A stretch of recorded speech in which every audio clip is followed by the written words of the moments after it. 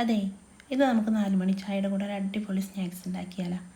അതിന് വേണ്ടിയിട്ട് ഞാനിവിടെ 2 പഴം എടുത്തിട്ടുണ്ട്. അതിലേക്ക് 1 സ്പൂൺ പഞ്ചസാര എടുത്തിട്ടുണ്ട്. പിന്നെ നമുക്ക് കുറച്ച് ബ്രെഡ് ക്രംസ് വേണം. അതിന് ഞാനിവിടെ റസ്ക് പൊടിച്ചാണ് എടുത്തിട്ടുള്ളത്. പിന്നെ 1 കപ്പ് തേങ്ങ, ഒരു 2-3 ഏലക്ക പൊടിച്ചത്.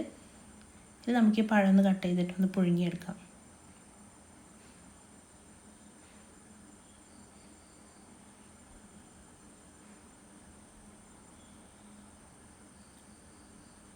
ഇപ്പോൾ നമ്മുടെ പഴം ഒന്ന് വെന്ത് കിട്ടിയിട്ടുണ്ട്. ഇനി ഇത് ചൂടാറാൻ വേണ്ടിയിട്ട് നമുക്കിതൊന്ന് ഉടച്ചു കൊടുക്കാം.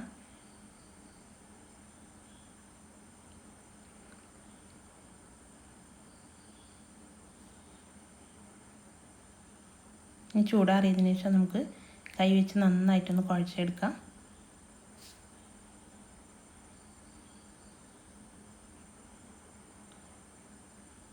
അതിലേക്ക് തേങ്ങ കൂടെ ഇട്ടൊന്ന് കുഴച്ചെടുക്കുകയാണ്.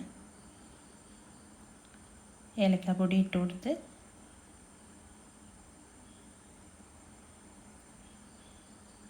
നമുക്കിത് നല്ലപോലെ ഒന്ന് കുഴച്ചെടുക്കാം.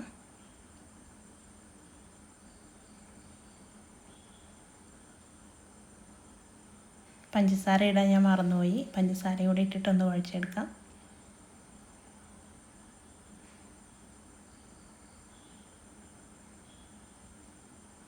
ഇനി നമുക്കൊരു കോഴിമുട്ട വേണം.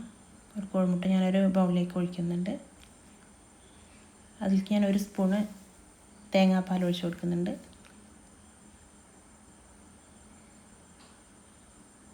ഇനി ഇത് രണ്ടും കൂടെ നന്നായിട്ടൊന്ന് മിക്സ് ചെയ്തെടുക്കാം നമുക്ക്.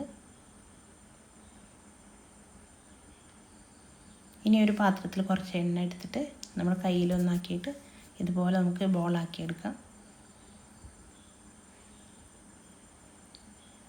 ആ ബോളിനി നമുക്ക് ഇതിലൊന്ന് മുക്കിയിട്ട് കോഴിമുട്ടയിലൊന്ന് മുക്കിയെടുക്കാം. എന്നിട്ട് ബ്രെഡ് ക്രംസിലൊന്ന് മുക്കിയെടുക്കാം.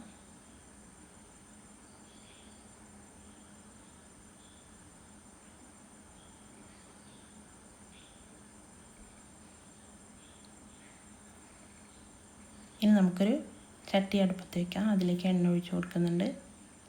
ഇനി എണ്ണ നല്ലപോലെ ഒന്ന് ചൂടായതിനു ശേഷം നമുക്ക് ഓരോന്നോരോന്നായിട്ട് ഇട്ട് കൊടുക്കാം.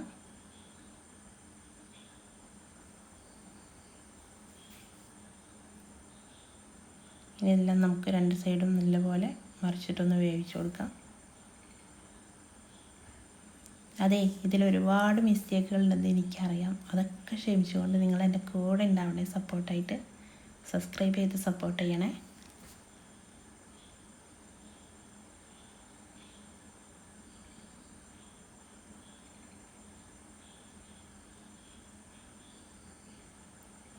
എല്ലാവരും ഒന്ന് ട്രൈ ചെയ്ത് നോക്കണം കേട്ടോ. നല്ല ടേസ്റ്റുള്ളൊരു പലഹാരമാണ്.